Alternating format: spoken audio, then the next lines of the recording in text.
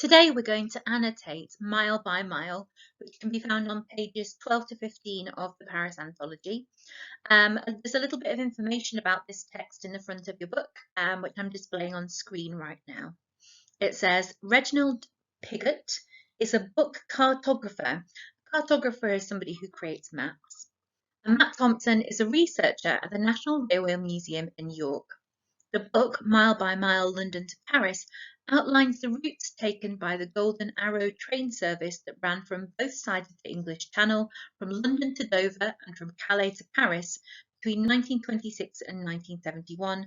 It also tells us about the routes of the Eurostar service that has linked UK to France since 1994. You can see here the front cover, which has got the caption, entire railway journeys by historic Golden Arrow and modern Eurostar mapped for the interested traveller. So we're going to annotate the text. You need to make sure you're on page 12, you've got your highlighters and your pens, and you're ready to make detailed notes. First of all, I'm going to read you the opening paragraph, then we'll annotate. The ultimate destination of both the Golden Arrow and the Eurostar is the beautiful city of Paris. However, in reality, the first place that the traveller by rail from London really encounters is the Gare du Nord. It is from this station that the tourist, businessman, or lover sets out to explore the city, and like its counterparts in London, it has a long and interesting history.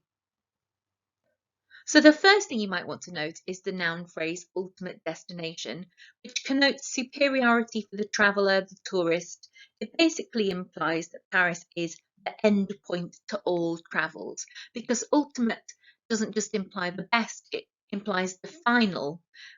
So you can suggest almost here that if you see Paris, you've seen it all. It's interesting that we've got this embedded clause here, however, in reality, the first person. So what we get here is the fact that the subject of the text is not Paris in general, but the stations of Paris and the railway lines of Paris. And this is really the kind of USP, the unique selling point of this travel guide, is that it's not just about Paris, it's about Paris by rail, the stations, the trains themselves. It also includes a synthetic list here, the tourist, businessman, or lover. This is a list of people who may be gratified by Paris. It implies that it's full of attractions, it's full of money and opportunity, it's full of love and romance. So there's a range of different ways that Paris can gratify your needs dependent on your identity, as this synthetic list implies. Next paragraph then. Originally the station was opened in 1846 and served the railway company Chemin du Fer du Nord.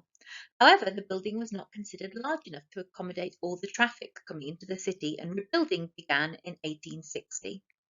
The original facade of the station was saved from the demolition that accompanied the rebuilding and was shipped stone by stone to the city of Lille, where it was reinstated on the station building there, from where it can still be seen. I suppose here I might want to focus on the noun facade, which connotes superficiality. So there's a kind of front on the station which is very aesthetically beautiful, whereas the remainder of the station, the internal attributes of it, are perhaps a little bit more functional. So the importance of aesthetics is definitely emphasised here. The fact that the facade of the station, so its face, its intricate and aesthetically pleasing face, is saved, and that it is shipped stone by stone.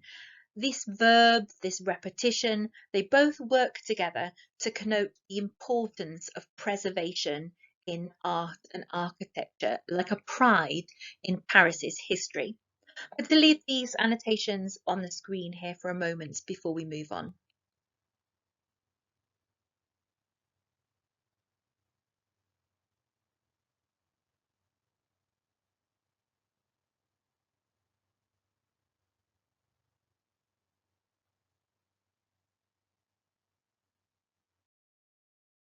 The next paragraph begins, by 1865, the station had become significantly enlarged and was fully open for traffic. The new facade was bigger and much grander than before and was modelled on a triumphal arch. Architecturally, it was well suited to the pomp and grandeur of the Paris at the time. It was decorated with a series of statues, each one of which, represented one of the major cities served by the Chemin du Fer du Nord. These included Brussels, Amsterdam, Frankfurt, and Berlin. However, by the 1890s, the station was once again considered to be too small to accommodate all the traffic that went through it. It was once more enlarged and rebuilt. The periodic extension of the station was to continue right up to the 1960s. So there's loads of verbs here which demonstrate for us the progression of Parisian society. So we've got, for example, the verb phrase significantly enlarged, modelled, we've got decorated, we've got enlarged and rebuilt. There's loads of these verbs, so a pattern perhaps to talk about here. But these verb phrases and verbs, significantly enlarged, enlarged and rebuilt, they don't just connote the progression of Parisian society, the expansion of the railway is what they literally tell us, but they also connote energy and movement and scale. And they do tell you something about Paris as not being stuck in the past, but is kind of progressing towards the future. There's also repetition of the noun traffic, open for traffic, all the traffic that went through it. And the repetition of this noun again connotes the hustle and bustle and busyness of the station itself. I might also want to point out here the abstract nouns pomp and grandeur. Architecturally, the station was well suited to the pomp and grandeur of the Paris at the time. So, I mean, if I'm describing someone as having a lot of pomposity, I'm suggesting that they're kind of very full of themselves. And grandeur implies a kind of visual demonstration of status and importance. They do connote a lot of pride, but definitely a lot of self-importance too. And I think it's interesting that the writer has included at the end of this statement here the preposition phrase at the time, which eradicates the idea that that narcissism is still here. The pomp and grandeur of Paris is kind of in the past. It's not so much a egotistic city anymore, I suppose, is one inference you could make here. We've got a syndetic list again, so this is the second one that I've picked out of the different cities that this station is connected to: Brussels, Amsterdam, Frankfurt and Berlin, which is perhaps implying that Paris is a very cosmopolitan and welcoming city, and perhaps also connects Paris to other sort of business centres, which I suggest is sort of quite important for people who are interested in furthering, I don't know, business connections perhaps. So yes, the repetition of the noun traffic, again connoting energy and a city that's full of people and businessmen and lovers and travellers. So we've got a lot of movement and energy, but also a lot of progression in the city, that it's always kind of looking forward. I'll leave these notes on the screen for a few seconds here, just in case you have anything you want to add down.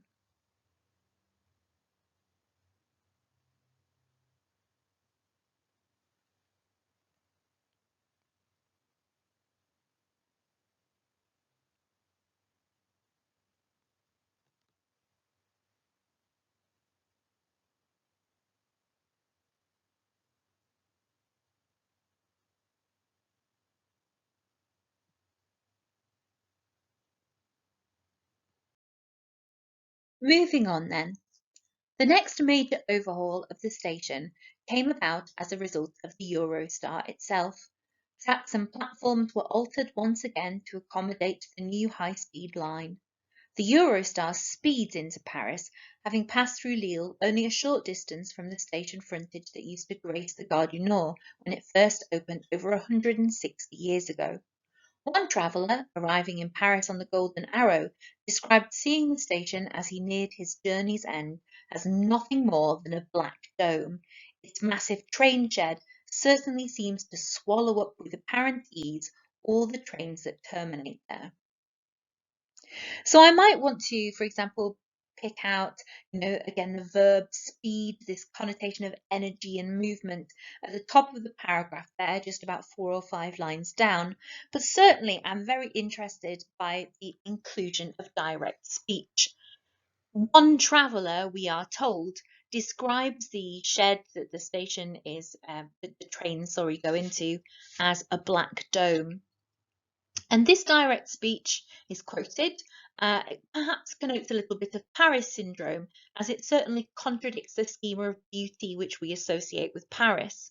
But I think it's important to note that the person who said this is merely described as one traveller, and that quantifier denotes that this is a very subjective view. Only one traveller has said that, so it limits the impact of this description of the station as a black dome. We don't necessarily get encouraged to believe in it, but we are encouraged to see that, maybe to anticipate a little bit of disappointment in the station itself. I think that the writer takes this idea and sort of makes something almost amusing out of it by using this zoomorphic verb phrase, swallow up. Its massive train shed certainly seems to swallow up with apparent ease all the trains that terminate here. So zoomorphism is when we essentially give, an object kind of animalistic qualities. And the comic element here is that the station is eating the trains. So it kind of takes this really negative view, this critical view of the station as a black dome, and turns it into something sort of quite light-hearted here. But potentially you could also read it as being quite an intimidating verb phrase, quite intimidating zoomorphic language. So I guess the writer here is anticipating a little bit of Paris syndrome and, trying to give you the opportunity to perceive it like that, so that perhaps you'll be, surprised when you don't find it to be intimidating, or surprised when you don't find it to be simply a black dome.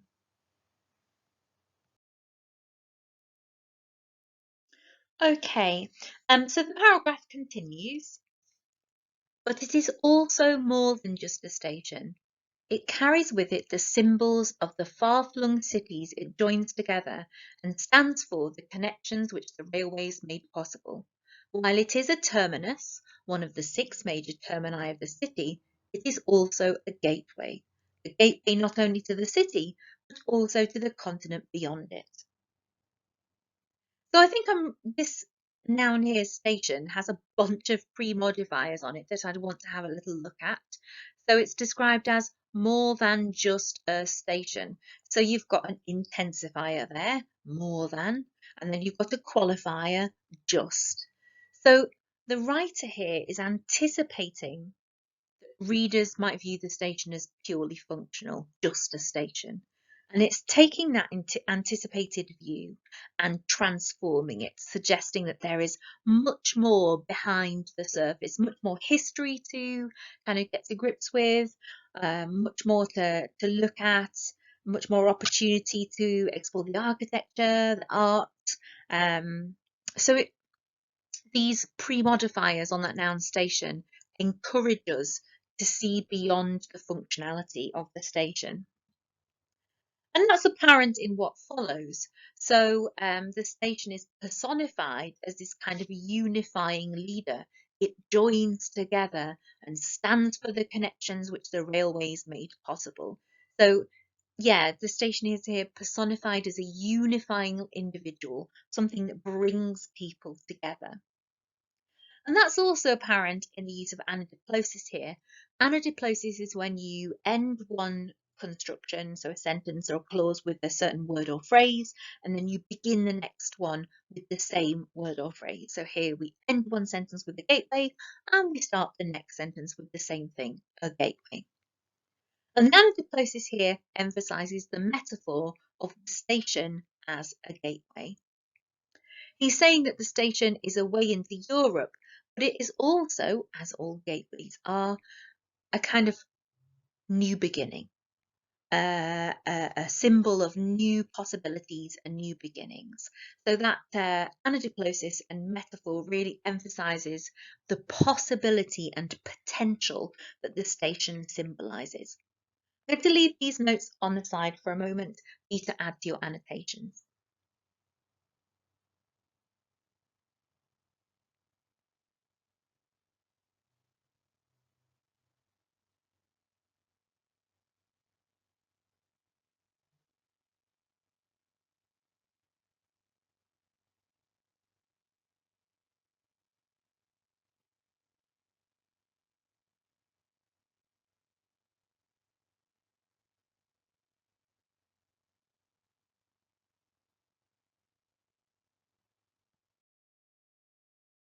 So far, we could say that the text is in the written mode. However, that is not true of the text as a whole. This is a multimodal text that combines the visual with the written mode. So that's really important. You can see here I've selected two of the images which are included in the text, as well as their captions. A caption is the information given alongside an image. The first image contains the following caption: crates containing items destined for the Great Exhibition at Crystal Palace, London, 1851. So this is a historical allusion with an A, to an event in London which celebrated the British Empire. Essentially, Queen Victoria had this massive empire. She decided that she wanted to show off about it. She built this entire like glass structure, huge building in which like products and art and animals from all across the British Empire were shown off. It was a real moment of egotism, if you like. But what we see here is that the Gare du Nord, the station, basically facilitates that moment. It enables the British Empire to have this moment of great pride. And you can see in the image, which is hand drawn, so perhaps connoting the artistry of Paris, the image really depicts the station as bustling, like full of energy and excitement. So we can see here, were it not for the energy and the the bustling nature of the Gare du Nord station, then this great moment in British history would not have been facilitated. So we can see the importance of the station there. If you look at the second image, it is a really early photograph and it depicts the facade of the station, so you can see how grand and impressive it is. But it also includes images of a horse-drawn carriage. You can see I've drawn an arrow to it there. So you can see that the station is at the forefront of kind of technological progress, social progress, because you can see here that whilst outside the station people are still being pulled around by horses, inside they are travelling in these really impressive trains. And the rate of that progress demonstrated in the image is also shown in the caption. So the caption includes, within 100 years, trains would arrive direct from London in under 2 hours and 30 minutes. And those preposition phrases, within 100 years, under 2 hours, denote the speed and change of progress in Paris. It's a really kind of forward-thinking city as represented by these images and their captions. I'm going to leave the notes on the slide just for a moment for you to catch up and make any annotations.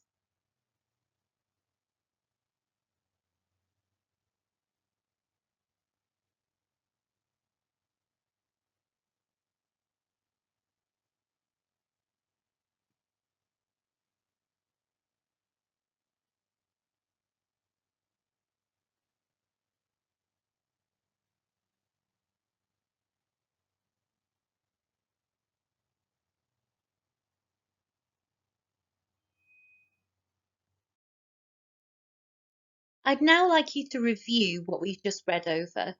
I'd like you to review it with the following things in mind. That the purpose of the text, broadly speaking, is to educate and inform us of the station's pasts, so the history of the stations in Paris. It is also to encourage railway enthusiasts to visit Paris. So if you're really interested in trains, then the chances are that this is like the perfect travel guide for you. But also it encourages potential tourists of any kind to experience Paris via railway, to take this more unique approach. One of the reasons why this purposefulness comes through is because of the hybridity of the genre. So this is a really interesting book because it combines historical accounts of the stations that you encounter along with kind of guides for railway travel into and from Paris. So I'd like you to take a moment now to try and find three declaratives, that's three statement sentences, which aim to provide information. So take a minute or so to do that now. So I'll pause the video for a moment. Just take a moment and see if you can find three declaratives.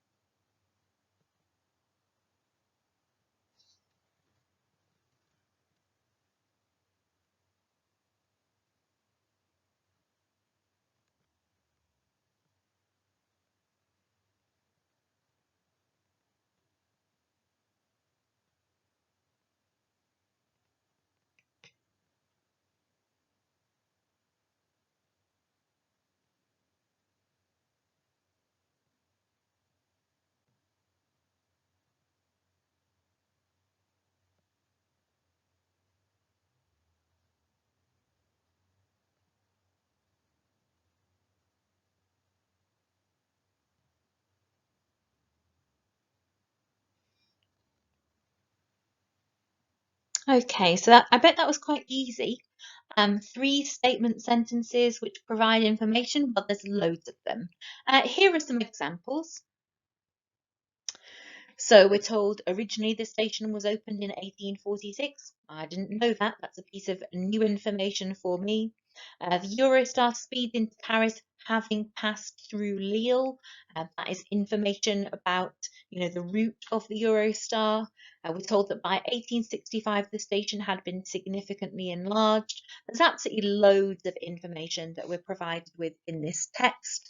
Primarily, it is of historical nature, as in my first and third example here, but we're also informed about the geography that the railways encompass, and that's part of the guidebook aspect of the text. So you can see the hybridity comes through in the range of information that we're provided with. So first and third examples on the slide here are historical information. The second piece of information is geographical information. So we see the hybridity coming through in the kinds of things we're educated and informed about. I'll leave these three examples on the slide for a moment and then we'll move on.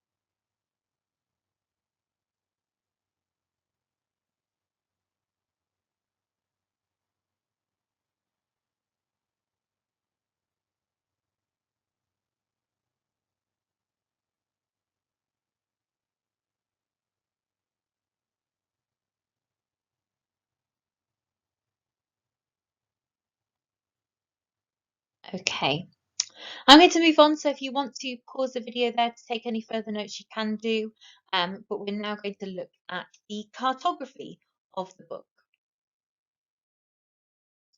Before we begin to study the cartography and the text that is placed alongside it, I just want to recap on the term didactic centre and deixis. We've been nowhere near the didactic centre in the text so far, which has predominantly been a historical account of the station's kind of past. However, the text which is placed adjacent to the cartography, to the maps, places us, our personal deixis, at the center of the text. So there is some time deixis, there's some personal deixis, and it is all kind of placing us right there with the writer on the train, going into Paris, looking at what they're looking at, experiencing what they're experiencing. So just a recap on deixis may be useful to you at the end of this video because it is very relevant to this text. So lots of information here to go through. But the first thing I said was, think about personal deixis and who is at the didactic centre of this text. So I'm going to read through the opening paragraph, and hopefully you should be able to spot it because I've labelled it nice and clearly on this slide. The city of Paris is all around us, and the train, travelling more slowly now, passes through the communes of Aubervilliers on the left and Saint Ouen on the right before pulling into the platform at the Gare du Nord. We have travelled a total of 491 kilometres from London St Pancras, or in English terms, just over 300 miles, and we have now arrived in the heart of the City of Light. All of Paris is before us now, the galleries, museums, boulevards and restaurants. And the journey from London has taken only a little over 2.25 hours. So that's the opening paragraph. There's absolutely loads to unpack here. Like, there's so much you can comment on. So I am giving you a very kind of reductive overview, and I do encourage you to add further notes, please, independently. But I'd give you some overview here just to support you. So the first thing you notice is the use of the inclusive pronoun. The city of Paris is all around us. Okay, and if we look at the start of the next paragraph, it also begins with the inclusive pronoun we. So you can see with the use of those pronouns, we are placed at the didactic centre of the text.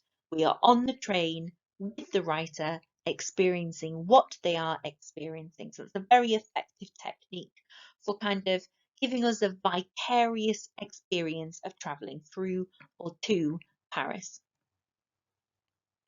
So you can see I'm just putting the annotations on for you now. So we've got a map. Cartography is a skill of map drawing. So there's some cartography here, but it's hand drawn, which implies to us that the train journey is a really personalised experience. And this comes back to one of the secondary purposes of the text, which is to encourage, your general traveller to try out interrailing and taking the train, into Paris, as opposed to the more conventional routes, like, for example, flying by plane. There are other techniques, written ones, that also encourage us to view this journey as a really kind of personal one that we can experience vicariously through the text. Like, for example, the pattern of prepositions around us, on the right, are two such examples. And they're used, yes, to place us in that didactic centre, yes, to kind of make it a personal journey for the reader, to encourage them to take the train, but also they're used to suggest the changing sights of the city. We've got lots of time deixis used in this text as well. So repeatedly we're told that now these different things are happening now. So traveling more slowly now passes through the communes. We have now arrived in the heart of the city. So the time deixis now encourages readers to review the book whilst they're traveling. We could get this out whilst we're on the train, and it will tell us about what's going on in our journey. But potentially also, we could just read this for pleasure and have the trip vicariously kind of formulated and described for us. So it works in a couple of different ways. If you look at the punctuation of that opening paragraph as well, you can see the dashes kind of signal for us where there's an embedded clause. What can we see in the heart of the city? Well, we can see the galleries, museums, boulevards, and restaurants. And that synthetic list in the embedded clause creates all the different possibilities for cultural experience within the city. The city itself is described twice on this page using the metaphor heart of the city. And obviously this metaphor connotes love and affection, but also it distinctively kind of gives the city a personality, a persona, which gives us this idea that it's really individual, it's different from anywhere else. We use phrases like the heart of the city also to evoke this idea of centrality, like you'd be right in the middle of it, right in the middle of the action. So it does connote excitement as well. Moving on to the second paragraph, we now enter the suburbs of Paris, first coming through the commune of Staine before entering Pierrefitte-sur-Seine. On the right-hand side of the River Seine can be seen as it winds its way through the heart of the city. This river is over 770 kilometres long and rises in the northeast of France near Dijon before emptying into the English Channel at Le Havre. The banks of the Seine are amongst the most picturesque locations in Paris and have been the backdrop to many films, including Jean-Luc Godard's Breathless and The Pink Panther. Sorry there, I'm a bit dehydrated. So we've got an example of interdiscursivity here, which is when a text of one form alludes to a text of another form. So this is a guidebook / history text, which refers to a film. Interdiscursivity. It alludes specifically to two films. Breathless is quite a sensual and controversial film. Pink Panther is a really fun and silly film. So by creating these allusions, it certainly suggests that Paris is quite a sort of sensual and fun place to go. But also Paris is described as the backdrop to those films, and backdrop itself is a specific term used to describe the scenery or the picture that goes in the background of a film. And that pun there, the backdrop to any film, basically tells you that being in Paris is like being in a fun and sensual film. So it really does kind of celebrate not only the culture of the city, but also the kind of experience of being in the city. Right, I do encourage you to pause the video at this point to make any annotations because I can't pause it for the right amount of time for you guys. So just press pause now and then press play when you're ready to carry on. The previous map described a portion of the route of the Eurostar. This map describes the route of the Flesh Door, which is helpfully translated actually in this paragraph. So I'm going to read the text out for you. As the train rounds the corner, the Seine can be seen for the first time. It curves gracefully off to the right as the train is swallowed up by the city, which appears almost untouched by the conflicts that have raged all around it over the past century. Paris is undoubtedly among the most cosmopolitan places in the world, although its long history has been marked by unrest and conflict. The approach to the centre of Paris in the interwar period would have been far from dull, as the train moved past tenements, coal yards, rail sidings, and the backs of grand buildings. Along the sides of buildings were advertising hoardings for pastis and wines, which would perhaps have inspired the traveller as they thought about what to do once they arrived in the City of Light. The train would pull into the platform at 5:35, all being well, a perfect time for an aperitif. 288 miles had been travelled from London to this point. The Channel had been crossed on a steamship dedicated to the service and only open to those who carried a ticket for the Golden Arrow. The Flesh Door, as the French named it, was designed to be luxurious and elegant, a perfect way to enter one of the most luxurious and elegant cities in the world. So again, we've got a hand-drawn map, so really nice hand-drawn cartography, which implies once more that the train journey is a really personalised experience. You can see here that there are identifiable proper nouns like London, Victoria, and La Seine. So even with very kind of vague knowledge of London and Paris, you probably know, well, that's a really famous station and that's a really famous river. So it kind of integrates the two cities, the two cosmopolitan cities from Europe. You can see as this paragraph opens that the description of the Seine, the river, is that it curves gracefully, and this verb phrase connotes elegance and aesthetic beauty. You can see, however, also that there is another verb phrase just underneath that, which I've not annotated here, swallowed up, which perhaps juxtaposes the elegance of that original verb phrase. It implies the city is like something, I don't know, kind of like a monstrously eating the train. However, if you think about a few of the other things which are added in this paragraph, for example, the advertising hoardings which show pastis and wine, perhaps we can refer that verb phrase swallowed up to this representation of the city of Paris as being really into like indulgence and delicious food. So maybe it isn't always a kind of negative phrase. Maybe there's something more aspirational to be taken from that verb phrase swallowed up.